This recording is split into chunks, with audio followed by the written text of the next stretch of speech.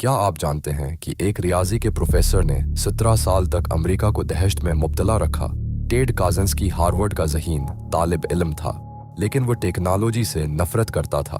वो मोंटाना की पहाड़ियों में एक छोटी सी झोंपड़ी में छिप गया और फिर अपना इंतकाम शुरू किया। 17 साल तक उसने यूनिवर्सिटियों और एयरलाइंस को खत बम भेजे। 3 लोग मारे गए, तेज जख्मी हुए। FBI के पास कोई सराग नहीं था। फिर उसने अखबारों में 35,000 अल्फाज का मंशूर शाया कराया।